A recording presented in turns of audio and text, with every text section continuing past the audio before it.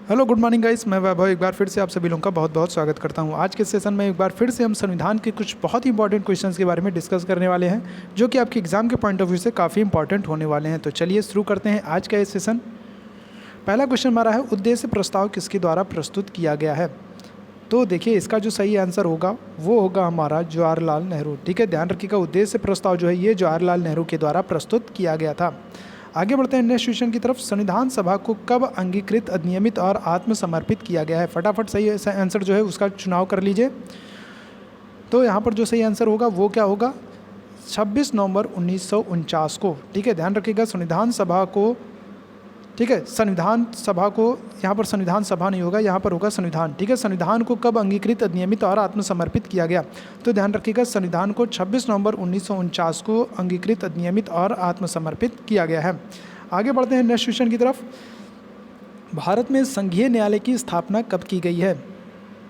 ठीक है, भारत में संघीय न्यायालय की स्थापना कब की गई है। तो देखिए इसका जो सही आंसर होगा वो होगा 1937 में भारत में संघीय न्यायालय की स्थापना की गई थी।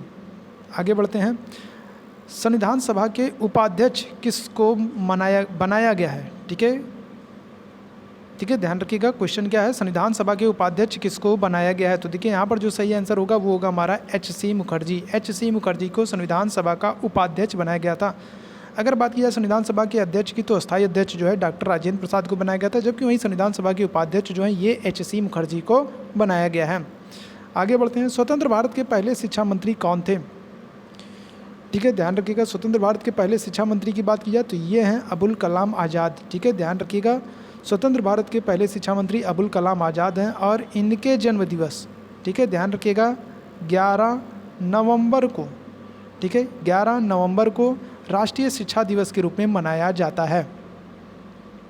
ठीक है, तो स्वतंत्र भारत के पहले शिक्षा मंत्री जो थे ये अबुल कलाम आज़ाद थे और इनके जन्मदिवस 11 नवंबर को राष्ट्रीय शिक्षा दिवस के रूप में मनाया जाता है। आगे बढ़ते हैं नेक्स्ट क्वेश्चन की तरफ।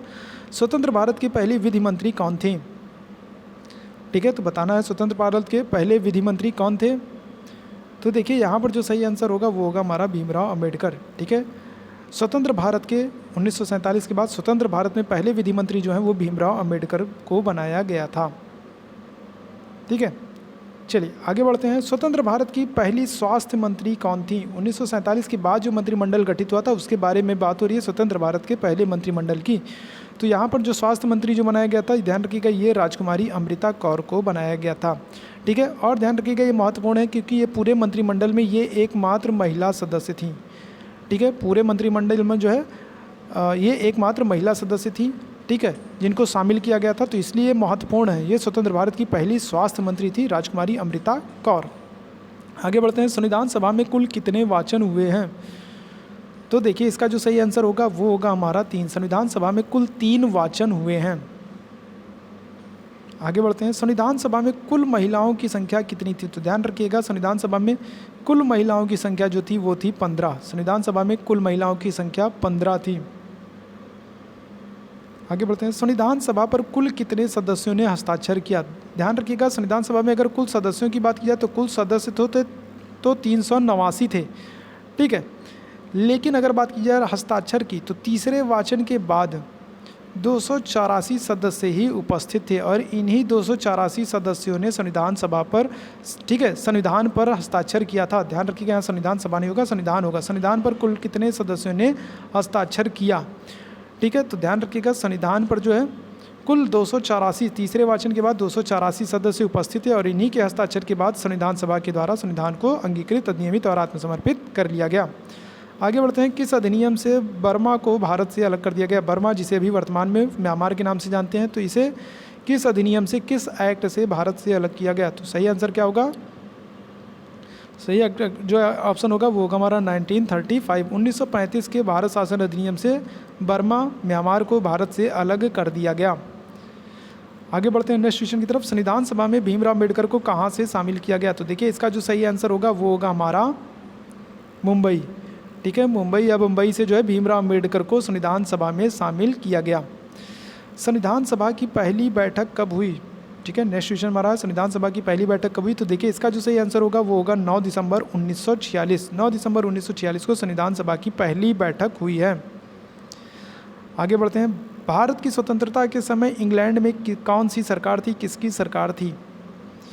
ठीक है, तो ध्यान रखिएगा इसका जो सही आंसर होगा वो होगा लेबर पार्टी। ठीक है, ध्यान रखिएगा भारत की स्वतंत्रता के समय इंग्लैंड में लेबर पार्टी की सरकार थी और उस समय जो प्रधानमंत्री चुने गए वो थे क्लीमेंट एटली। ठीक है, ध्यान रखिएगा क्लीमेंट एटली जो है ये प्रधानमंत्री चुने गए थे।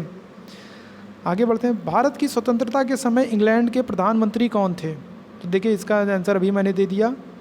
ठीक है, ऊपर ही बता दिया, एटली, क्लीमेंट एटली जो है ये भारत की स्वतंत्रता के समय इंग्लैंड के प्रधानमंत्री थे।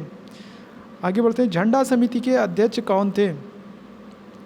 इसका देखिए जो सही आंसर होगा वो होगा हमारा राजेंद्र प्रसाद। ठीक है, ध्यान रखिएगा झंडा समिति के अध्यक्ष जो हैं ये राजेंद्र प्रसाद हैं। आगे बढ़ते हैं, संविधान सभा को किसके द्वारा स्वीकार किया गया? ठीक है, देखिए हर जगह संविधान सभा हो गया है, संविधान रहना चाहिए। ठीक है, संविधान को किसके द्वारा स्वीकार किया गया है? ठीक है, तो यहाँ पर जो सही आंसर होगा वो होगा हमारा संविधान सभा। ध्यान रखिएगा संविधान को संविधान सभा के द्वारा स्वीकार किया गया था। आगे बढ़ते हैं, राष्ट्रीय गीत और राष्ट्रीय गान को कब स्वीकार किया गया? ठीक है, राष्ट्रीय गीत राष्ट्रीय गान को कब स्वीकार किया गया? तो ध्यान रखिएगा इसका जो सही आंसर होगा वो होगा हमारा 24 जनवरी 1950। ठीक है, 24 जनवरी 1950 को राष्ट्रीय गीत राष्ट्रीय गान को स्वीकार किया गया। आगे बढ़ते हैं, किस अधिनियम किस एक्ट से कंपनी के व्यापारिक और राजनीतिक एकाधिकार अलग कर दिए गए? ठीक है, किस अधिनियम से किस एक्ट से कंपनी के व्यापारिक और राजनीतिक अधिकार अलग कर दिए गए? तो देखिए इसका जो सही आंसर होगा वो होगा 1784 पिट्स इंडिया एक्ट। ठीक है, 1784 में पिट्स इंडिया एक्ट आया था और इसके द्वारा कंपनी के व्यापारिक और राजनीतिक अधिकार अलग कर दिए गए थे। आगे बढ़ते हैं, सिविल सेवा की शुरुआत किस एक्ट से की गई? ठीक है, वीडियो का लास्ट क्वेश्चन है तो फटाफट इसका आंसर दे दिए, सिविल सेवा की शुरुआत किस एक्ट से की गई? तो ध्यान रखिएगा इसकी जो शुरुआत की गई थी वो की गई थी 1853 के एक्ट से। ठीक है, 1853 के एक्ट से भारत में सिविल सेवा की शुरुआत की गई। तो ये था आज का महत्वपूर्ण सेशन। उम्मीद है ये सेशन आपको पसंद आया होगा। अगर ये सेशन पसंद आता है तो वीडियो को लाइक शेयर जरूर कर दें, चैनल को सब्सक्राइब कर लें ताकि आने वाली वीडियो की हर नोटिफिकेशन सबसे पहले आपको मिलती रहे। इसी तरीके से हमारे साथ बने रहिए, हम फिर हाजिर होते हैं एक नए महत्वपूर्ण सेशन के साथ। तब तक के लिए धन्यवाद।